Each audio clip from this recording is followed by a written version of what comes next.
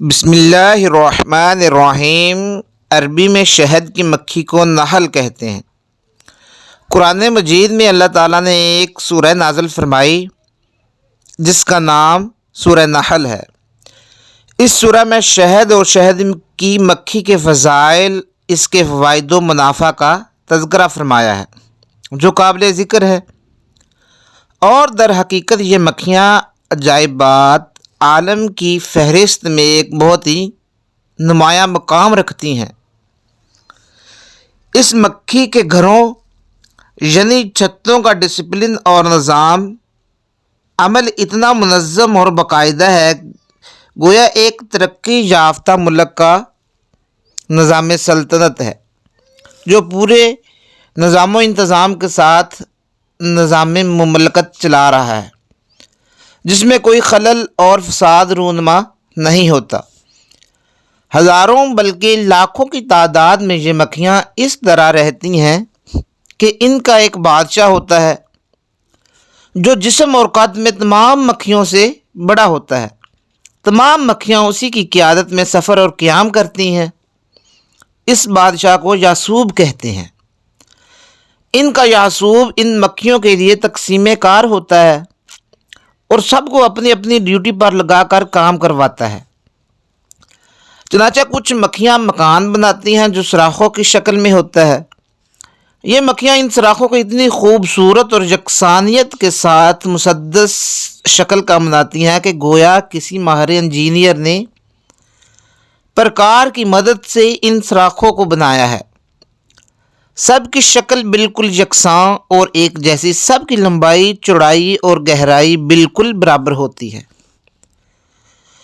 کچھ مکھیاں یاسوب کے حکم سے انڈے بچے پیدا کرتی ہیں، کچھ شہد تیار کرتی ہیں، کچھ موم بناتی ہیں، کچھ پانی لاتی ہیں، کچھ پہرا دیتی رہتی ہیں۔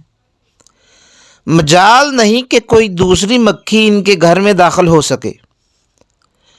یہ مکھیاں پھلوں وغیرہ کا رس چوس چوس کر لاتی ہیں اور شہد کے خزانے میں جمع کرتی رہتی ہیں، اور پھلوں پھولوں کی تلاش میں جنگلوں اور میدانوں میں سینکڑوں میل الگ الگ دور دور تک چلی جاتی ہیں، مگر یہ اپنے چھتوں کو نہیں بھولتی ہیں اور بلا تکلف بغیر کسی تلاش کے سیدھوں سینکڑوں میل کی دوری سے اپنے چھتوں میں پہنچ جاتی ہیں۔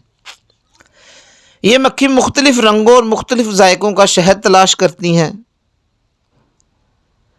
کبھی سرخ، کبھی سفید، کبھی سیاہ، کبھی زرد، کبھی پتلا، کبھی گاڑھا۔ مختلف موسموں میں اور مختلف پھلوں پھولوں کی بدولت شہد کے مختلف رنگ اور ذائقے بدلتے رہتے ہیں۔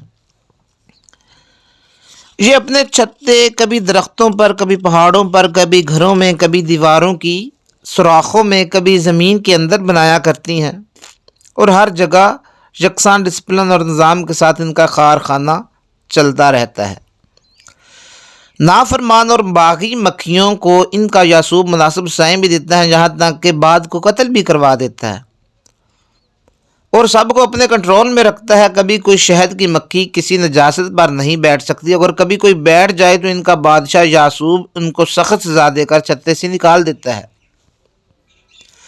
قرآن مجید نے اس شہد کی مکھیوں کے مسائل کا خطبہ بڑھتے ہوئے ارشاد فرمایا کہ وَأَوْحَىٰ رَبُّكَ إِلَى النَّحْلِ أَنِ اتَّخِذِي مِنَ الْجِبَالِ بُيُوتًا وَمِنَ الشَّجَرِ وَمِمَّا يَعْرِشُونَ، اور تمہارے رب نے شہد کی مکھیوں کو الہام کیا کہ پہاڑوں میں گھر بناؤ اور درختوں میں اور چھتوں میں، پھر ہر قسم کے پھل میں سے کھا۔ ثُمَّ كُلِي مِن كُلِّ الثَّمَرَاتِ فَاسْلُكِي سُبُلَ رَبِّكِ ذُلُلًا يَخْرُجُ مِن بُطُونِهَا شَرَابٌ مُخْتَلِفٌ أَلْوَانُهُ فِيهِ شِفَاءٌ لِلنَّاسِ إِنَّ فِي ذَلِكَ لَآيَةً لِقَوْمٍ يَتَفَكَّرُونَ، اور اپنے رب کی راہوں میں چل کے تیرے لیے نرم و آسان ہے۔